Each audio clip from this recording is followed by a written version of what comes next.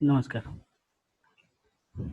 गेल्या तासाच्या वेळेला आपण आपल्या पाठ्यपुस्तकामधील चौथा जो पाठ होता, विद्यार्थमाला याविषयी माहिती घेत होतो. त्यातील काही श्लोक आपण पाहिले होते. हे काही राहिलेले श्लोक जे आहेत ते पाहण्यापूर्वी आपल्याला आपल्या शासन निर्णयानुसार इयत्ता 9वीतील कोणकोणते पाठ वगळलेले आहेत याविषयी आधी माहिती घेऊया. त्याचबरोबर काही विद्यार्थ्यांची अशी शंका आहे की कोणकोणत्या पाठावर किती किती मार्कांचं वेटेज आहे. माझ्या माहितीनुसार काहींचा मेसेज तसा आला होता की इयत्ता 9वी मधील गद्यपद्य पाठ, लेखन, व्याकरण विभाग यावर किती मार्कांचं वेटेज आहे या विषयीची माहिती सांगावी. तत्पूर्वी आपले एक आवर्जून सुचवतो की याच्यापूर्वी प्रश्नपत्रिकेचं स्वरूप आणि त्या प्रश्नपत्रिकेच्या स्वरूपानुसार काही माहिती आपल्याला दिलेली होती. तरी देखील पुनश्च एकदा आपण ती माहिती आपण थोडक्यात पाहूया आणि नंतर मग पुढचा भाग आपण पाहणार आहोत.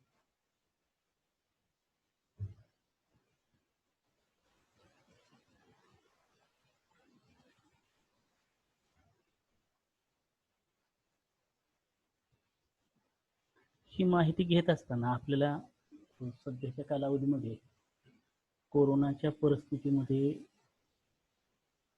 100% आपल्याला भाग घेता येत नाही. तर तरी देखील आपल्याला नेमका कोणकोणता भाग आपल्या या पाठ्यपुस्तकातील कमी केलेला आहे हे पाहणं गरजेचं आहे. हेच सांगत असताना आपण आजचा जो भाग आहे तो भाग पाहण्यापूर्वी आपल्याकडं वही, पेन वगैरे असणं गरजेचं आहे आणि त्याचबरोबर आपल्यासमोर पुस्तक हे असणं गरजेचं आहे. तर प्रथम ज्यांची शंका याविषयी होती की नेमका कोणता भाग आपल्याला विचारला जाणार आहे, कोणत्या पाठावर किती वेटेज आहे मार्कांचं, याविषयी थोडक्यात माहिती बघूया आणि नंतरच मग पुढे जाऊया. एकूण 6 विभागांमध्ये पहिला विभाग जो आहे तो सुगम संस्कृतचा. यामध्ये आपल्या पाठ्यपुस्तकामध्ये जी चित्र आहे ते चित्रांवर आधारित हा 4 गुणांचा प्रश्न. त्याचबरोबर 8वी आणि 9वीच्या पाठ्यपुस्तकामध्ये आपल्याला 1 ते 100 अंक दिलेले आहेत. ते 100 अंक अक्षरामध्ये दिलेले असून त्यावर हा 2 गुणांचा प्रश्न विचारला जाईल.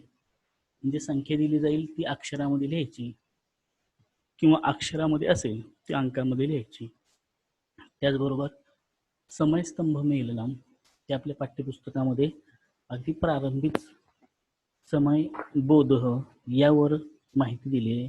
त्यावर 2 मार्क आपल्याला विचारले जातील. 2 मार्कांसाठी तो प्रश्न आहे. दुसरा विभाग जो आहे तो गद्य विभाग आहे. तो 20 गुणांचा. त्या 20 गुणांमध्ये एकूण तुम्हाला अ, आ आणि ई असे 4 प्रश्न विचारले जाणार आहेत. हा जो ई आहे आणि हा ई असे एकूण 4 प्रश्न.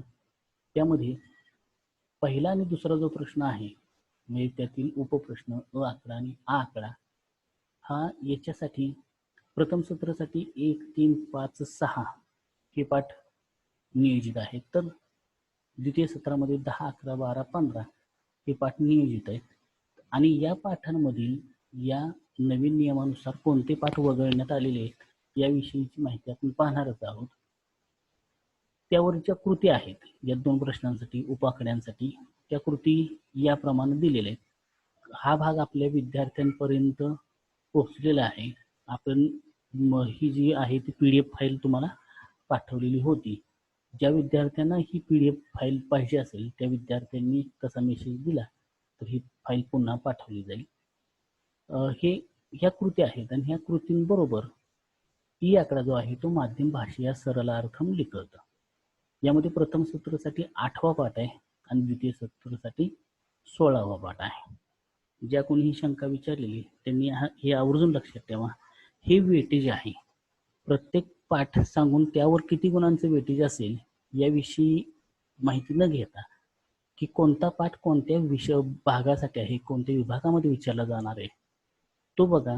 म्हणजे उदाहरणार्थ 8वा आणि 16वा पाठ जो आहे तो माध्यम भाषेया सरलार्थम लिखत यासाठी विचारला जाणार आहे. प्रथम सत्रासाठी 8वा पाठ आहे, द्वितीय सत्रासाठी 16वा पाठ आहे. त्यामध्ये तुम्हाला 4 ते 5 वाक्य दिली जातील आणि तो जो गद्यांश आहे त्याचा मराठीमध्ये माध्यम भाषेया आपण जी माध्यम भाषा स्वीकारलेली त्या भाषेमध्ये आपण सरलार्थ लिहायचा आहे.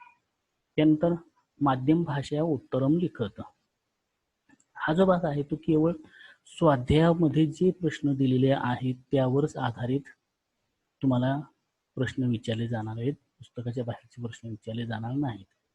तिसरा विभाग जो आहे तो पद्य विभाग. पद्य विभागामध्ये अ विभाग एक आहे की ज्याच्यावर काही कृती विचारल्या जातील.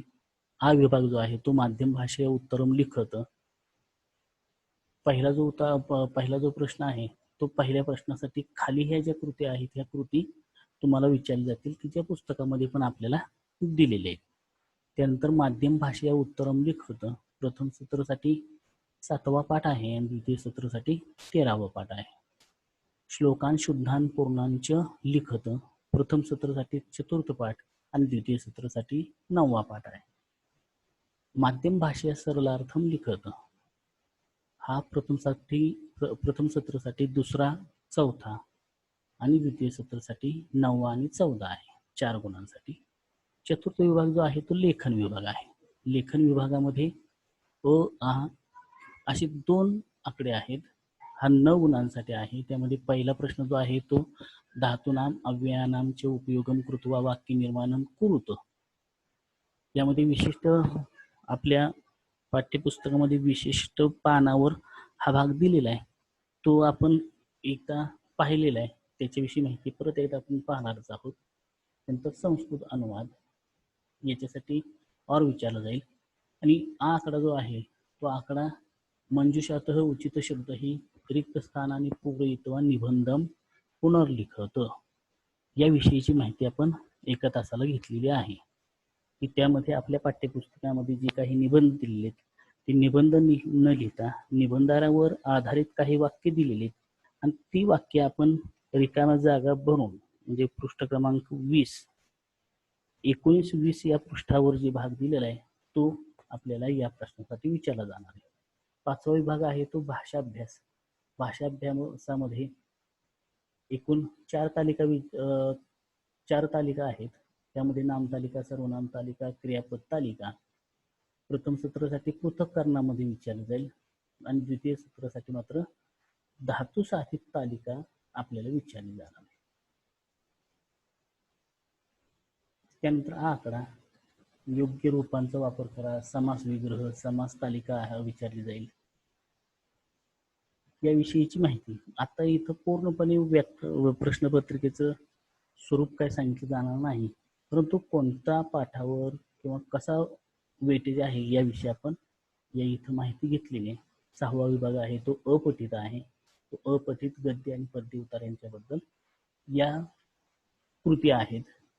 याप्रमाणे पुन्हा एकदा सूचना की ज्या विद्यार्थ्यांच्या जवळ ह्या प्रश्नपत्रिकेचं स्वरूप नसेल त्या विद्यार्थ्यांनी वैयक्तिक नंबरवर जर तुम्ही मेसेज पाठवला तर तुम्हाला ही प्रश्नपत्रिकेचे स्वरूप जे आहे ते तुम्हाला मिळून जाईल.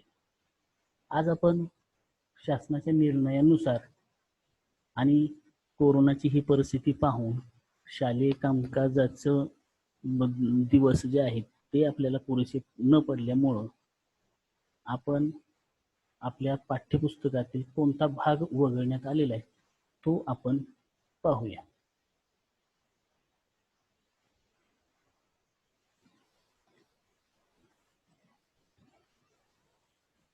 बघा, आपल्याला या पाठ्यपुस्तकामधील कोणता भाग वगळलेला आहे याविषयीची माहिती घेण्यापूर्वी आपल्याजवळ वही पेन असणं आवश्यक आहे. तरच आणि त्याची नोंद आपण ठेवायची की नेमका कोणता भाग वगळलेला आहे. तो फक्त तुम्हाला सांगितल्याप्रमाणे आपल्या पाठ्यपुस्तकातील केवळ सन 2020-21 या शैक्षणिक वर्षामध्येच कोणते गद्य पद्य लेखन विभाग वगळण्यात आलेला आहे याविषयीची माहिती आपण पाहणार आहोत. सुरुवातीला आपल्याला पद्यपाठ क्रमांक 2 आपला तो पाठ जरी झाला असेल तरी त्या पाठावर श्लोक क्रमांक 7 आणि 8 हे जे 2 श्लोक आहेत ते 2 श्लोक वगळण्यात आलेले आहेत. जरी इथं आपल्याला पृष्ठ क्रमांक 12 वर दिलेले हे जे श्लोक आहेत त्या श्लोकांविषयीची आपण माहिती घेतलेली आहे. त्याचबरोबर यानंतर जो कोणता भाग वगळण्यात आलेला आहे त्याच्याविषयी आपण थोडक्यात माहिती घेणारच आहोत. त्यानंतर पद्यपाठ क्रमांक 4, जसं पद्यपाठ क्रमांक 2 मधील 2 श्लोक वगळण्यात आलेले आहेत. आता सांगितलेल्या पृष्ठावर आपण त्याप्रमाणे नोंद करून ठेवायची की पृष्ठ क्रमांक 12 वर असणारा 7वा आणि 8वा श्लोक जो आहे तो वगळण्यात आलेला आहे. त्याचबरोबर पद्यपाठ क्रमांक 4 विद्यार्थीमाला ही ज्याची माहिती आपण आता पाहणार आहोत. या विद्यार्थीमाला मधील श्लोक क्रमांक 6 आणि 7 हे 2 श्लोक वगळण्यात आलेले आहेत. वगळण्यात आलेले असले तरी देखील आपण त्याची माहिती आपण आता ही माहिती झाल्यानंतर पाहणारच आहोत. पृष्ठ क्रमांक 33 आणि 34. आता तुम्हाला की 34 वर जो आहे तो भाग कुठला, तर जो भाग वगळण्यात आलेला आहे त्यावरील स्वाध्यायावर आधारित असणारे जे प्रश्न आहेत ते प्रश्न तुम्हाला विचारले जाणार नाही. त्यामुळं ज्या पृष्ठावर सांगितलं असेल की 33 पृष्ठावर श्लोक आहे तर 34 पृष्ठावर त्या श्लोकांवर आधारित काही जे प्रश्न असतील ते प्रश्न देखील वगळण्यात आलेले आहेत. त्यामुळं हा दुसरा भाग जो वगळण्यात आलेला आहे तो विद्यार्थीमालामध्ये श्लोक क्रमांक 6 आणि 7 हे श्लोक वगळण्यात आलेले आहेत. त्याचबरोबर गद्यपाठ क्रमांक 5 किम मिथ्या किम वास्तवम, म्हणजे आत्ताचा हा पाठ संपल्यानंतरचा जो पाठ आहे तो पाठ देखील वगळण्यात आलेला आहे. आता आपण विद्यार्थीमाला जो पाहतोय त्या विद्यार्थीमालानंतर जो गद्यपाठ आपल्याला दिलेला आहे तो गद्यपाठ पूर्णपणे वगळलेला आहे. म्हणजे त्यावरील जो भाषाभ्यास असेल, जो काही स्वाध्याय असेल तो स्वाध्याय देखील वगळण्यात आलेला आहे.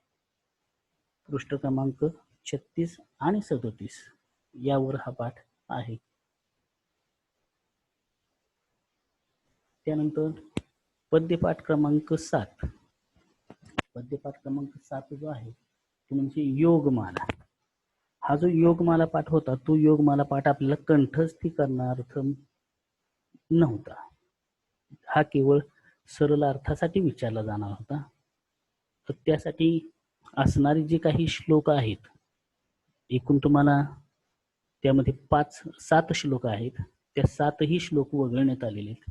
आणि त्याचबरोबर यावर आधारित असणारे जे काही प्रश्न स्वाध्यायावर आधारित असतील ते प्रश्न देखील वगळण्यात आलेले आहेत. बघा पुन्हा एकदा पद्यपाठ क्रमांक 7 योगमाला हा पूर्ण पाठच आणि त्याच्याबरोबर असणारा जो स्वाध्याय आहे तो स्वाध्याय वगळण्यात आलेला आहे.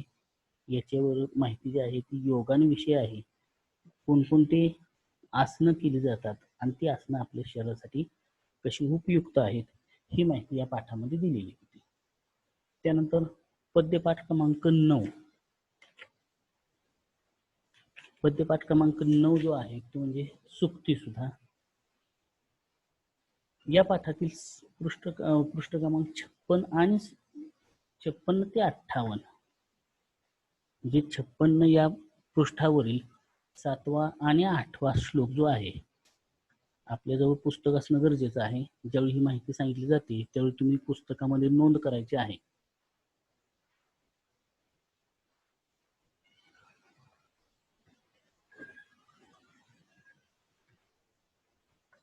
यामध्ये पृष्ठ क्रमांक 56 वर श्लोक क्रमांक 7 आणि 8 यावर आधारित असणारे 57 पृष्ठावर आणि 58 पृष्ठावर देखील काही प्रश्न विचारले त्या श्लोकांवर. तर ते प्रश्न देखील या वर्षीसाठी वगळण्यात आलेले आहेत. परीक्षेसाठी त्यावरचे प्रश्न आपल्याला दिले जाणार नाहीत. त्यानंतरचा जो पाठ आहे तो म्हणजे गद्यपाठ क्रमांक 11 मनसह स्वच्छता. हा जो साने गुरुजींनी श्यामची आई हे जे पुस्तक लिहिलेले आहे त्या पुस्तकातील एक भाग, श्यामच्या जीवनातील जो प्रसंग आणि त्याच्या आईच्या जीवनातील जो प्रसंग होता तो देखील आपल्याला या वर्षासाठी अभ्यासक्रमातून वगळण्यात आलेला आहे. त्यानंतर पुढचा पाठ आहे तो म्हणजे पद्यपाठ आहे. खरं तर हा एक पोवाडा आहे. हा पद्याप्रमाणे असलेला जो पोवाडा आहे, सरमाया हा शीलम. सरमा नावाची जी शून्य आहे की जी देवांची नोकर आहे, देवांची सेविका आहे आणि ह्या सेविकेनं आपलं जे सेवक व्रत आहे ते कसं पूर्ण केलं हे या पाठामध्ये सांगितलेलं आहे. हा पाठ देखील आपल्याला या वर्षासाठी वगळण्यात आलेला आहे. पृष्ठ क्रमांक 67 आणि 68 त्याचबरोबर 69 पृष्ठावर असणारा त्याच्यावर जर काही स्वाध्याय वगैरे असेल तर तो स्वाध्याय देखील वगळण्यात आलेला आहे. पृष्ठ क्रमांक 67 आणि 68 वरील. त्यानंतर पद्यपाठ क्रमांक 9 हा जो आहे तो काव्यशास्त्र विनोद. तर इथं 9 असं नाही तर तो 14वा पाठ आहे. 14वा जो पाठ आहे काव्यशास्त्र विनोद यामधील 6वा आणि 7वा श्लोक वगळण्यात आलेले आहे. पुन्हा एकदा बघा, पद्यपाठ 9 असं जे 9वा लिहिलेला आहे तो प्रत्यक्षात 14 असा आहे. 14वा पाठ जो आहे काव्यशास्त्र विनोद त्यामधील पृष्ठ क्रमांक 81 आणि 82 यावर असणारे 81 वर श्लोक आहेत आणि 82 पृष्ठावर त्यावर आधारित काही प्रश्न जे आहेत ते सर्व प्रश्न या वर्षासाठी वगळण्यात आले. ज्याप्रमाणे पूर्ण संस्कृतचे विद्यार्थी असतील त्याचप्रमाणे संयुक्त संस्कृतच्या विद्यार्थ्यांसाठी देखील आपल्या पाठ्यपुस्तकातील कोणता भाग वगळण्यात आलेला आहे याविषयी आपण माहिती घेऊया. इयत्ता 9वी संयुक्त संस्कृतम 2020-21 यासाठी कोणता भाग वगळण्यात आलेला आहे ते बघूया. पहिला आहे तो मध्ये पद्यपाठ क्रमांक 4 विद्यार्थीमाला. या विद्यार्थीमाला या पद्यपाठामधील श्लोक क्रमांक 5 जो आहे तो 5वा श्लोक वगळण्यात आलेला आहे. हा जो आहे तो पृष्ठ क्रमांक 28 आणि 29. 28 वर श्लोक आहे तर 29 वर त्यावर आधारित प्रश्न आहेत. त्यानंतर गद्यपाठ क्रमांक 5 वीर वनिता विश्पला. हा जो पाठ आहे तो पूर्णपणे वगळण्यात आलेला आहे. त्यानंतर पद्यपाठ क्रमांक 7 सुक्तीसुधा. सुक्तीसुधा या पाठामधील श्लोक क्रमांक 4 आणि 5. एकूण 5 श्लोकांपैकी 2 श्लोक वगळण्यात आलेले आहेत. त्यावर आधारित असणारे जे स्वाध्यायावर आधारित प्रश्न आहेत ते प्रश्न देखील वगळण्यात आलेले आहेत. त्यानंतर गद्यपाठ मनसह स्वच्छता. पूर्ण संस्कृत आणि संयुक्त संस्कृत मधून हे दोन्ही पाठ जे आहेत ते या वर्षासाठी वगळण्यात आलेले आहेत. यावर आपल्याला प्रश्न विचारले जाणार नाहीत. त्यानंतर पद्यपाठ क्रमांक 7 काव्यशास्त्र विनोद. या पाठातील 5वा जो श्लोक आहे केवळ 5वा श्लोक वगळण्यात आलेला आहे. पृष्ठ क्रमांक 64 आणि 65 वर हे विचारलेले आहे. याप्रमाणे आपल्याला या वर्षी आपल्या पाठ्यपुस्तकामधील कोणता भाग वगळण्यात आलेला आहे याविषयी आपण माहिती बघितली. आणि प्रत्यक्षात मग आता पाठीमागच्या तासाच्या वेळेला आपला जो भाग चाललेला होता तो भाग आपण पुन्हा एकदा बघूया. आपण जो पद्यपाठ पाहत होतो त्या पद्यपाठामध्ये विद्यार्थीमाला हा जो 4था पाठ आहे या 4थ्या पाठामध्ये आपण पहिले 4 श्लोक आपण पाहिले होते. शेवटचा जो होता तो धनम अलब्धम कांक्षेत लब्धम रक्षेत प्रयत्नतः रक्षितम वर्धयेत सम्यक वृद्धम तीर्थेषु निक्षिपेत. त्याचा अन्वय देखील पाहिला होता. अलब्धम धनम कांक्षेत, जे धन मिळालेले नाही त्याची इच्छा करावी. लब्धम धनम प्रयत्नतः रक्षेत, जे धन आपल्याला मिळालेले आहे त्याचं प्रयत्नपूर्वक रक्षण करावे. रक्षितम धनम सम्यक वर्धयेत, आणि जे रक्षण केलेले धन जे आहे ते चांगल्या प्रकारे तुम्ही रक्षण करावे. आणि वृद्धम धनम, आणि जे काही धन तुमच्याजवळ वाढलेलं आहे ते तीर्थेषु निक्षिपेत, तीर्थक्षेत्रामध्ये दान करा. अशा प्रकारे या पाठामध्ये आपण या श्लोकामध्ये आपण माहिती घेतली होती. या श्लोकाचं भाषांतर जे आहे ते भाषांतर आपण बघूया.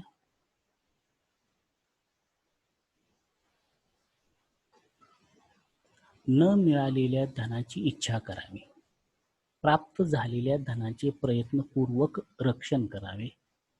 रक्षण केलेले धन चांगल्या रीतीने वाढवावे, तर अधिक वाढलेले धन हे तीर्थक्षेत्री दान करावे. अशाप्रमाणे आपण आपल्या पाठ्यपुस्तकातील पहिले जे 3 श्लोक आहेत ते 3 श्लोक आपण पाहिले होते. चौथा श्लोक प्रयत्नपूर्वक रक्षण करावे. रक्षण केलेले धन चांगल्या रीतीने वाढवावे.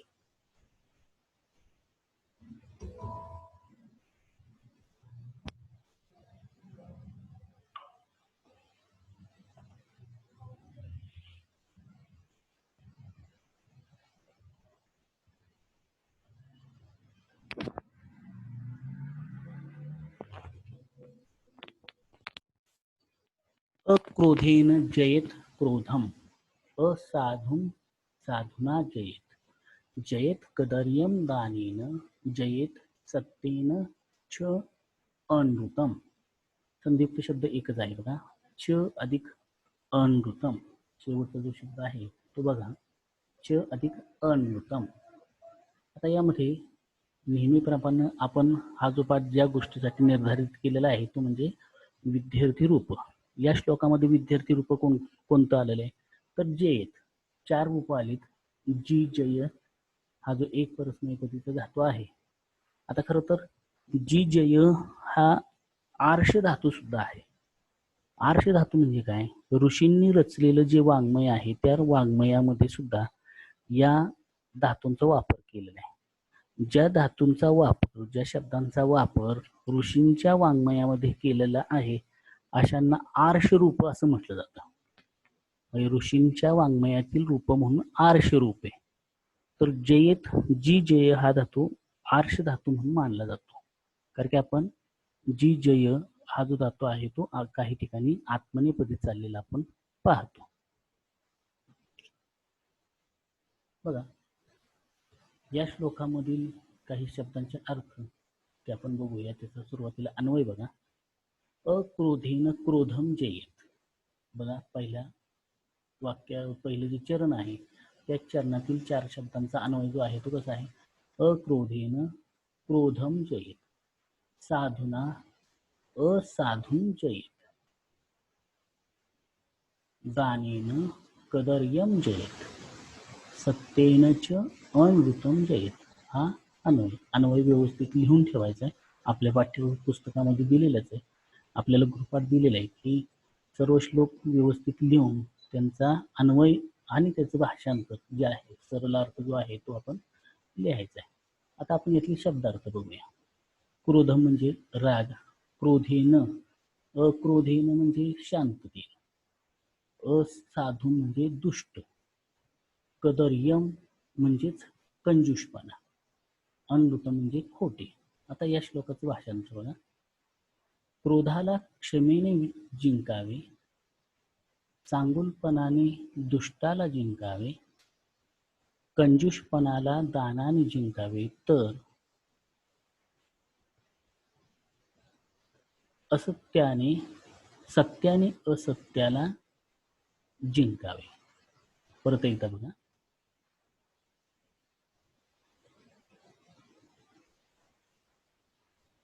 क्रोधाला क्षमेने जिंकावे, चांगुलपणाने दुष्टाला जिंकावे, कंजूषपणाला दानाने जिंकावे, तर सत्याने असत्याला जिंकावे.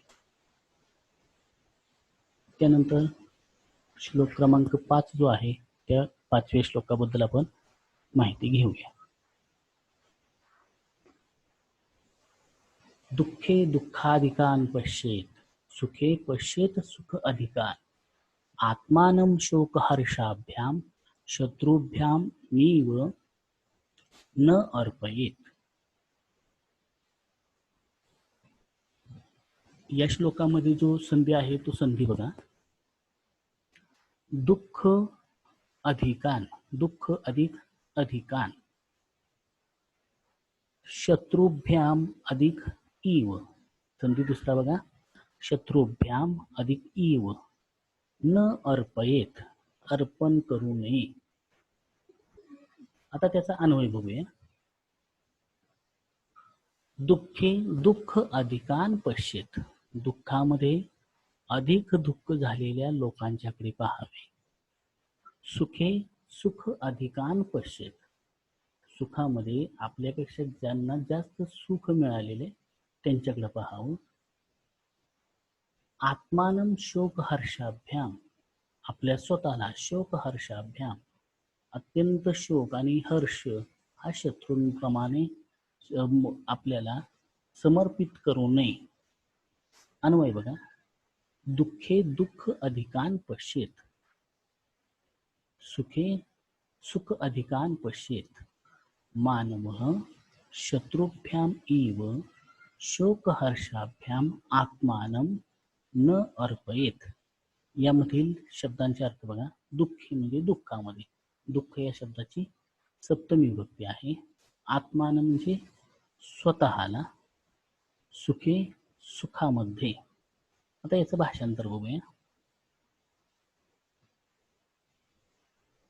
दुःखात अधिक दुःख असलेल्यांच्याकडे पाहावे, सुखात अधिक सुख असलेल्यांच्याकडे पाहावे. माणसाने स्वतःला शत्रूप्रमाणे असलेल्या दुःख व सुखाला कधीही समर्पित करू नये. पुन्हा शेवटचा भाग जो आहे बघा. आता बघा, माणसाने स्वतःला शत्रूप्रमाणे असलेल्या दुःख आणि सुखाला समर्पित करू नये. म्हणजे काय तर खरं तर अधिक दुःख आणि अधिक सुख हे खरं तर मनुष्याचा शत्रू आहे. आणि मग अशाप्रमाणे तुम्ही अधिक सुख मिळालं तर हर्षभरित न होता, अधिक दुःख मिळाले तर अधिक दुःखित होऊ नका. मग अशा प्रकारे या गोष्टींना जर आपण समर्पित झालो तर आपल्या जीवनामध्ये जे अपयश आहे ते अपयश आपल्या पदरामध्ये पडतं. आणि म्हणून या सुभाषितकारानं ज्या बाबी सांगितलेल्या आहेत पुन्हा एकदा बघा. आपल्याला जर दुःख झालं तर आपल्याहून अधिक दुःख झालेल्यांच्याकडे जर आपण पाहिलं तर आपल्याला जे दुःख आहे ते दुःख कितीतरी पटीनं कमी आहे. आणि म्हणून त्यामध्ये आनंद घेऊन आपल्या जीवनाची मार्गक्रमणा करावी. त्याचबरोबर आपण अधिक सुखात असू तर आपल्यापेक्षा अधिक सुख ज्यांना मिळालेलं आहे त्यांच्याकडे पाहावं. म्हणजेच आपण फार हर्षभरित होत नाही. आपण गर्वाने आपल्या जीवनामध्ये जगत नाही. अधिक गर्व केल्यानं प्रत्येक मनुष्याची प्रत्येक मनुष्य जो आहे तो प्रत्येक मनुष्य हा लयास जाण्यास कारणीभूत ठरतो. आणि म्हणून अधिक सुख मिळाल्यानंतर फार हर्षभरित होऊ नका, कारण की त्याहून अधिक सुख मिळणारी या जगामध्ये भरपूर लोक आहेत. मग जर अधिक सुख आणि अधिक दुःख याची जर तीव्रता आपण मनामध्ये बाळगली तर मात्र आपल्या जीवनामध्ये दुःख आणि अपयश हे पदरी निश्चित पडतं. म्हणून आपण कधीही अधिक सुख आणि अधिक दुःख हे खरं तर आपली शत्रूच आहेत. मग तुम्ही अधिक दुःख करून आणि अधिक सुखाने हर्षभरित होऊन या जीवनामध्ये अशा गोष्टींना समर्पित होऊ नये असा त्याच्यामध्ये अर्थ सांगितलेला आहे.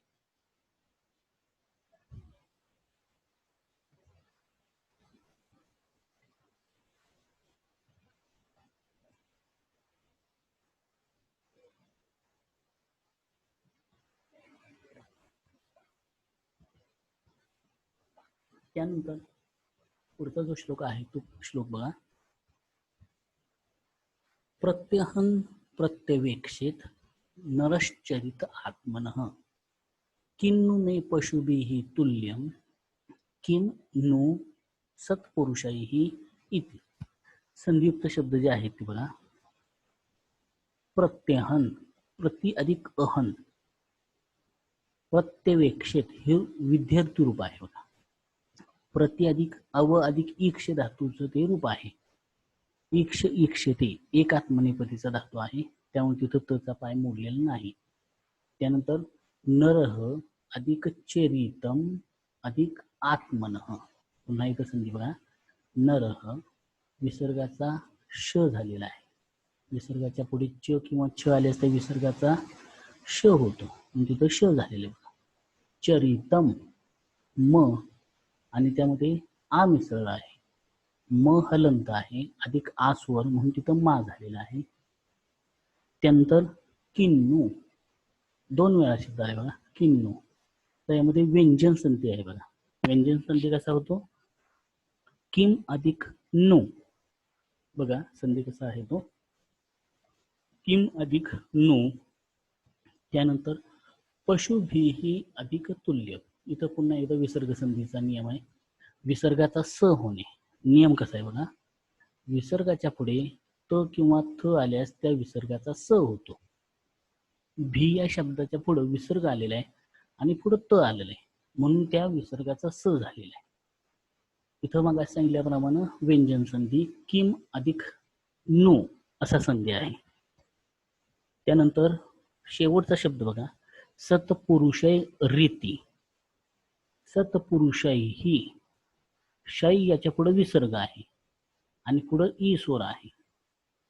मग अशी जो एकूण 3 प्रकारची संधी आपल्याला याच्यामध्ये विसर्ग संधीचे आलेले आहेत बघा, महत्वाचे आहेत बघा. इथं आहे विसर्गाचा श होणे. नियम कसा आहे बघा, विसर्गाच्या पुढे च किंवा छ आल्यास विसर्गाचा श होतो, असा इथं नियम आहे. त्यानंतर इथं जो नियम आहे तो विसर्गाच्या पुढे त किंवा थ आल्यास विसर्गाचा स होतो. आणि तिसरा जो नियम आहे तो विसर्गाच्या पुढे स्वर अथवा मृदुव्यंजन आलं तर त्या विसर्गाचा र होतो. हा श्लोक विसर्ग संधीसाठी सुद्धा अत्यंत महत्वाचा आहे. या 3 शब्दांना अधोरेखित करून ठेवा. नरश्चरितम आत्मनः. इथं नियम आहे विसर्गाचा श होणे. पशुभिस्तुल्यम, तिथं विसर्गाचा स होणे. विसर्गाच्या पुढे त किंवा थ आल्यास त्या विसर्गाचा स होतो. पशुभिही अधिक तुल्य. आणि तिसरा जो नियम आहे विसर्गाचा, म्हणजे एकाच वेळेला विसर्ग संधीचे 3 नियमांची उदाहरणं आपल्याला एका श्लोकामध्ये भेटली. विसर्गाचा श होणे, विसर्गाचा स होणे आणि विसर्गाचा र होणे. विसर्गाच्या पुढे स्वर अथवा मृदू व्यंजन आलं असता त्या विसर्गाचा र होतो. स्वर असेल तर तो र पुढच्या स्वरामध्ये मिसळतो.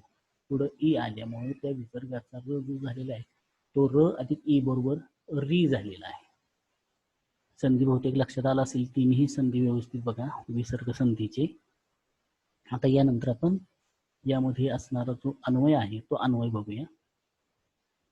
प्रत्यहन प्रत्यवेक्षेत नरश्चरितम आत्मनः किम नुने पशुभिः तुल्यम किम नु सत्पुरुषैः इति.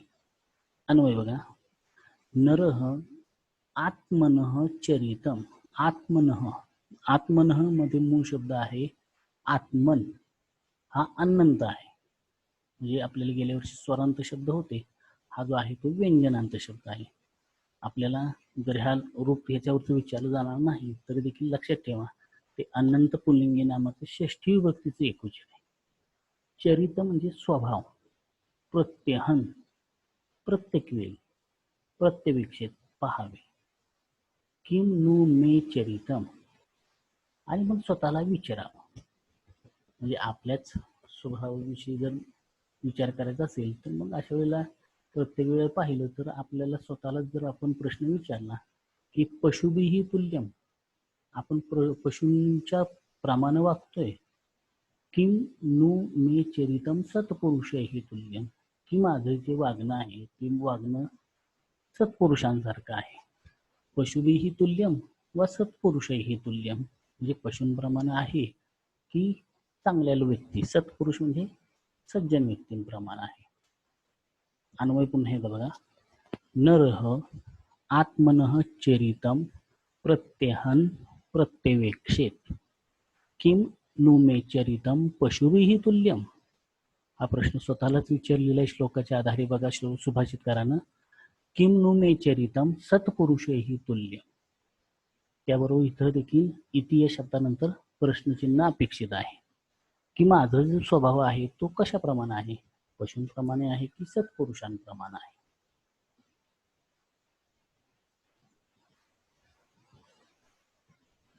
हा अन्वय व्यवस्थित पाहायचा आहे, उच्चार व्यवस्थित करायचे, शब्दांचे अर्थ सांगितलेले आहेत. पुन्हा एकदा याच्यामधील काही जर शब्दांचे अर्थ बघायचे असतील तर बघूया. आत्मनः म्हणजे स्वतःचे, तुम्हाला सांगितल्याप्रमाणे षष्ठी विभक्तीचं एकवचन आहे. चरिता म्हणजे वर्तन. प्रत्यहन म्हणजे दररोज. प्रति अधिक अहन असा शब्द आहे बघा. प्रति अधिक अहन. अहन म्हणजे दिवस, प्रत्येक दिवशी. अहन म्हणजे प्रति अधिक अहन, प्रत्येक दिवशी. हा संधी लक्षात ठेवायचा आहे. इथं म लिहिलेलं आहे, न हवं इथं. प्रत्यहन दररोज. प्रत्यवेक्षित परीक्षण करावे, बघा परीक्षण करावे. तुल्यम म्हणजे सारखे, तुलना करण्याजोगे. पशुभिः तुल्यम, तुलना करण्याजोगे. पशूंच्या बरोबर तुलना करण्यासारखे माझा स्वभाव आहे की सज्जनांच्या बरोबर तुलना करण्यासारखा माझा स्वभाव आहे. आपण स्वतःलाच हा प्रश्न विचारायचा आहे की आपण कोणत्या परिस्थितीमध्ये आपण कसे वागलेलो आहोत. मग ते जे आचरण आहे ते आचरण आपलं पशूंप्रमाणे आहे की सत्पुरुषांप्रमाणे आहे. भाषांतराच्या वेळी आपण आणखीन विस्ताराने पाहणार आहोत. भाषांतर. मनुष्याचे स्वतःच्या चरित्राकडे, स्वभावाकडे, वर्तनाकडे बारकाईने दररोज पाहावे. खरंच माझे वर्तन पशुसमान आहे की सज्जनांच्या प्रमाणे आहे. पुन्हा एकदा भाषांतर बघूया.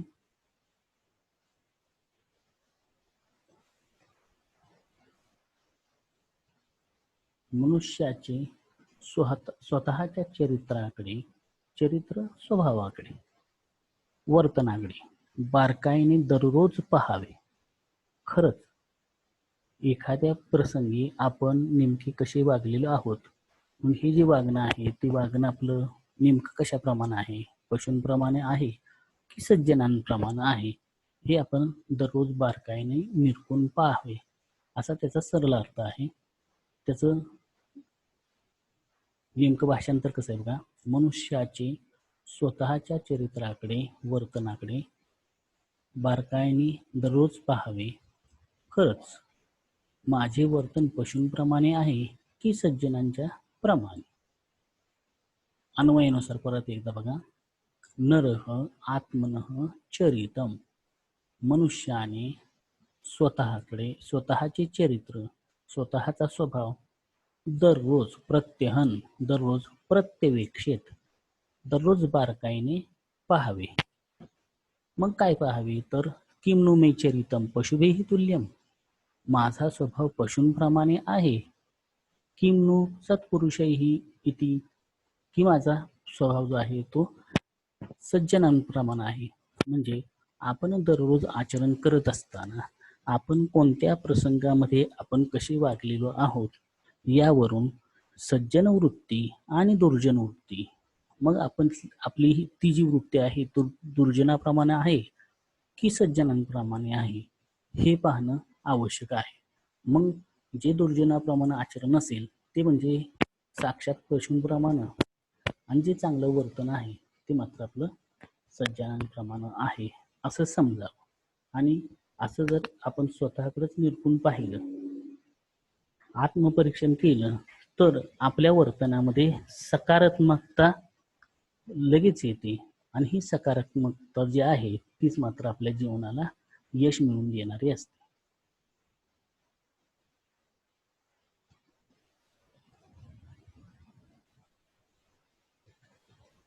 या चित्रामध्ये दिसेल की आपण कशा प्रकारे त्याच्याशी वागलो. त्यानंतर शेवटचा जो श्लोक आहे तो श्लोक फार महत्वाचा आहे, छान श्लोक आहे. बकवत व्यंजन संधीची उदाहरणं यामध्ये भरपूर आहेत. बकवत चिंतयेदार्थान सिंहवच्च पराक्रमेत, वृकवच्चावलुंपेत, शशवच्च विनिष्पतेत. संधियुक्त शब्द बघा. पहिला जो आहे तो बकवत, त लिहायचं आहे, तच च झालेलं आहे, व्यंजन संधीचं उदाहरण आहे. बकवत. चिंतयेत हे विद्यार्थी रूप आहे बघा. चिंत धातू दशमगणाचा जो आहे त्याचं विद्यार्थी प्रथम पुरुषाचं एकवचन चिंतयेत विचार करावा. चिंत धातू आहे दशमगणाचा. अर्थान बघा पहिला संधी परत एकदा बघा. बकवत अधिक चिंतयेत अधिक अर्थान. अर्थ म्हणजे संपत्ती. या संपत्तीकडे बगळ्यांप्रमाणे पाहावे.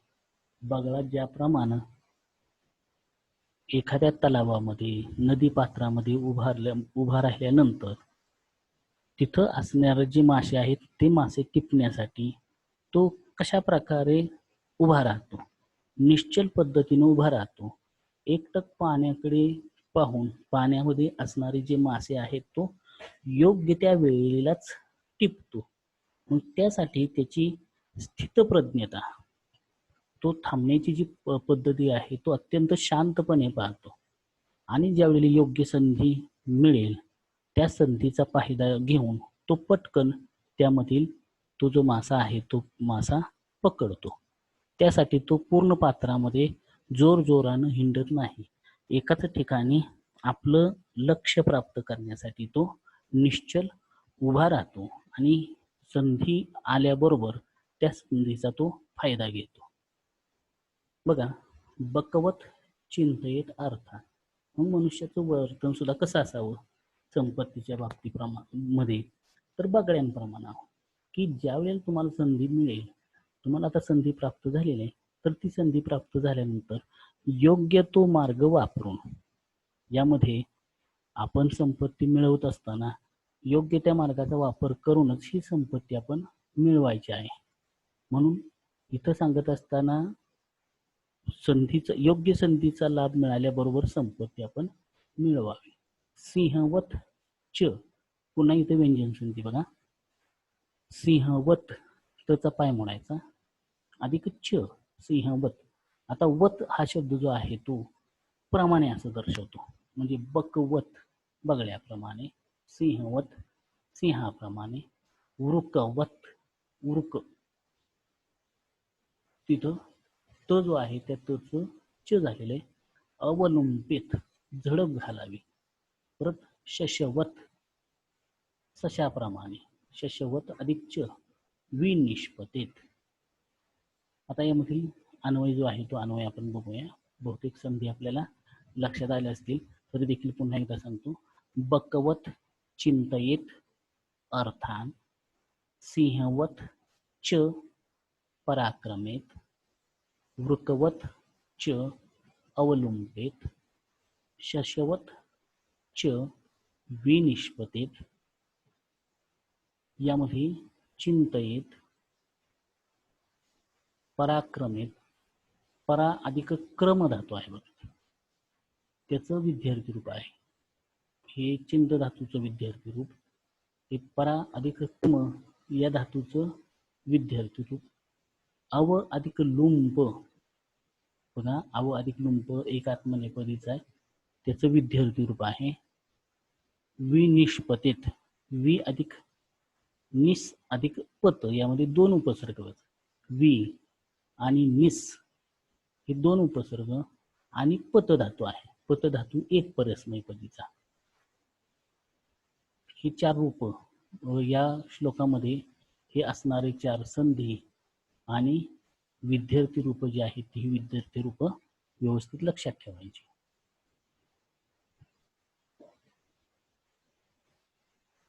बकवत चिंतयेत अर्थान, सिंहवत च पराक्रमेत, वृकवत च अवलंबेत, शशवत च विनिष्पतेत. अन्वय बघा. नृपः राजाने काय करावे. बकवत अर्थान चिंतयेत, बगळ्याप्रमाणे अर्थान संपत्ती चिंतयेत विचार करावा. सिंहवत पराक्रमेत सिंहाप्रमाणे पराक्रम करावा. आता याच्यातील जे शब्दांचे अर्थ आहेत ते शब्दांचे अर्थ आपण आता याच्या खाली बघूया. बकवत म्हणजे बगळ्याप्रमाणे, वत म्हणजे प्रमाणे, सिंहवत म्हणजे सिंहाप्रमाणे, वृकवत म्हणजे लांडग्याप्रमाणे, लांडगा ज्याप्रमाणे झडप घालतो त्याप्रमाणे, शशवत म्हणजे सशाप्रमाणे, अवलुंपेत, अव अधिक लुंप धातूचा अर्थ झडप घालावी किंवा नामोहरण करावं. कारण की एखाद्या लांडग्याच्या समोर शेळी आल्यानंतर त्या शेळीला नामोहरण झाल्याशिवाय पर्याय नसतो. मग त्याचं जे लांडग्याप्रमाणे जे वागणं आहे, म्हणजे राजानं लांडग्याप्रमाणे, परंतु याच्यामध्ये त्याचा जो दुसरा गुण आहे की दुसऱ्याला पूर्णपणे नामोहरण करणं, हा त्या लांडग्यापासून गुण घेतलेला आहे. मी इथं लांडगा हा समाजामध्ये एक लबाड लांडगा असा आपण गृहीत धरतो. म्हणजे लबाडीनं वागावं असं नव्हे, तर दुसऱ्या शत्रूला, समोर असणाऱ्या शत्रूवर त्याला नामोहरण करण्याची कला या राजाजवळ अवगत असावी. राजाजवळ कोणकोणते गुण असावेत आणि कोणाप्रमाणे? बगळ्याप्रमाणे असावेत की ज्यावेळी संपत्ती मिळवायची आहे त्यावेळी योग्य संधीचा फायदा घेऊन ही संपत्ती मिळवावी. पराक्रम कसा करावा? तर सिंहाप्रमाणे पराक्रम करावा. म्हणजे एखाद्या वेळेला एखाद्या सिंहानं जर एखाद्या शिकारीवर जर झडप घातली, तर ती झडप घातल्यानंतर त्याचा जीव घेतल्याशिवाय किंवा त्याला नष्ट केल्याशिवाय तो राहत नाही. म्हणजे शत्रूवर ज्यावेळेला आपण झडप घालतो त्यावेळेला त्या झडप घातल्यानंतर तो शत्रू पूर्णपणे नष्ट व्हावा अशा प्रमाणे ताकद त्या राजाकडे असावी. आणि लांडग्याप्रमाणे असावं म्हणजे काय की पुढचा जो शत्रू आहे तो पुढचा शत्रू हा पूर्णपणे नष्ट व्हावा अशा प्रमाणे पराक्रम करण्यात यावा. शशवत, सशाप्रमाणे. हा जो ससा आहे तो ससा काय करत असतो बघा, विनिष्पतेत बाहेर पडावे. एखाद्या प्रसंगापासून कसं व्यवस्थित निष्ठावं, त्या संकटामध्येच आपण राहू नये. त्या संकटाच्या आहारी जाऊन आपण पूर्णपणे नष्ट व्हावे अशा प्रकारे विचार करू नये. तर एखादा चक्रव्यूह आहे, त्या चक्रव्यूहातून आपण जर अगदी बगळ्याप्रमाणे, सिंहाप्रमाणे, लांडग्याप्रमाणे जर आपल्याला पराक्रम करता आला नाही, तर मात्र ज्याप्रमाणे एखादा ससा एखाद्या श्वापदाकडून आपल्या चपळाईनं योग्य त्या पद्धतीनं त्या व्यूहातून निसटून जातो, त्याप्रमाणे राजानं देखील या सशाप्रमाणे शत्रूंच्या मध्ये सापडल्यानंतर तिथून बाहेर पडण्याचा प्रयत्न करावा. पुन्हा एकदा बघा, हा जो श्लोक आहे तो राजासाठी आहे. राजानं राज्य करीत असताना कोणकोणत्या गोष्टींचा अवलंब करावा आणि कोणाप्रमाणे वागावं? बगळ्याप्रमाणे, सिंहाप्रमाणे, लांडग्याप्रमाणे, तर सशाप्रमाणे वागावं. आता आपण परत एकदा श्लोक, अन्वय आणि त्याचं असणारं जे भाषांतर आहे ते पुन्हा एकदा बघूया. बघा, राजानं कसं असावं, बकवत अर्थांचिंतयेत.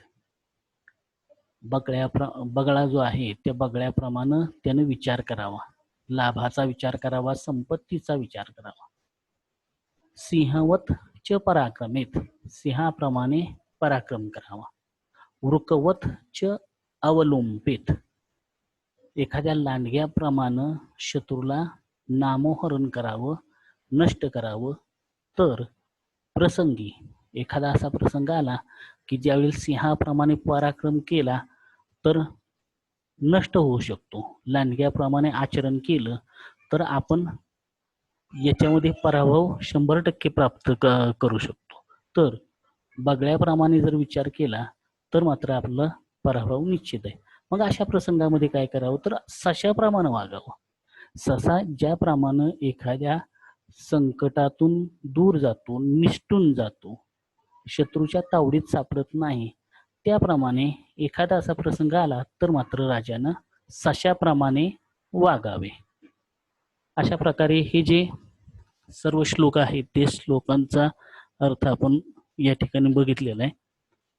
या श्लोकांच्या आधारे तुम्हाला जो गृहपाठ आहे तो गृहपाठ याप्रमाणे यामध्ये असणारे सर्व 7ही श्लोक नवीन अभ्यासक्रम जो वगळलेला आहे त्या वगळलेल्या अभ्यासक्रमामध्ये जरी शेवटचे श्लोक जरी वगळण्यात आलेले असले तरी या श्लोकांचा अर्थ आपण पाहायचा आहे. त्या शब्दांचा अर्थ, त्या श्लोकांचा अन्वय आणि त्या अन्वयानुसार जे भाषांतर आहे ते भाषांतर आपण लिहायचंय. भाग वगळलेला आहे म्हणून श्लोक लिहायचे नाहीत किंवा त्यांचं भाषांतर लिहायचं नाही, असं करायचं नाही. तर सर्वच्या सर्व श्लोक लिहायचे, श्लोकांबरोबर त्याचा अन्वय लिहायचा आणि अन्वयानंतर त्यांचं भाषांतर लिहायचं. त्यानंतर त्याच्यावर असणारा जो स्वाध्याय आहे तो स्वाध्याय सोडवण्याचा प्रयत्न करायचा आणि त्यामध्ये जर काही शंका आली तर ती शंका मात्र आवर्जून वैयक्तिक नंबरवर विचारायची. अजून पुन्हा पुन्हा एक सूचना सांगतोय की आपल्याला अशा प्रकारे व्हिडिओ देत असताना की तुम्हाला केवळ माहिती सांगितली जाते, त्यावेळेला गृहपाठ सांगितले जातात. हे जे गृहपाठ आहेत ते गृहपाठ तुम्ही वेळच्या वेळी पूर्ण करणं गरजेचं आहे आणि ते पूर्ण केल्यानंतर माझ्या वैयक्तिक नंबरवर जर आपण पाठवलं तर मात्र आपल्याला त्याच्याविषयी तुम्हाला माहिती सांगता येईल किंवा तो जो गृहपाठ आहे तो गृहपाठ लिहिताना जर काही चुका झाल्या तर त्या तुम्हाला चुका सांगता येतील. दुसरी सूचना अशी की काही विद्यार्थ्यांची अशी जी शंका आहे की आपलं जे पुस्तक आहे त्या पुस्तकातील धडे आणि प्रश्नपत्रिकेचं स्वरूप नेमकं कसं आहे याविषयी जर संदिग्धता असेल, काही शंका असेल तर माझ्या वैयक्तिक नंबरवर तुम्ही विचारलं तर तुम्हाला त्या प्रश्नपत्रिकेचं स्वरूप देखील पाठवलं जाईल. याच्यापूर्वी पाठवलेलंच आहे, परंतु जर कुणाला शंका असेल तर मात्र तुम्ही आवर्जून विचारायला हरकत नाही. पुन्हा एकदा गृहपाठ असा की सर्व श्लोकांचा अन्वय आणि श्लोकांचं भाषांतर आपण लिहून पूर्ण करायचंय आणि श्लोक पाठ करायला सुरुवात करायची आहे. ठीक, धन्यवाद.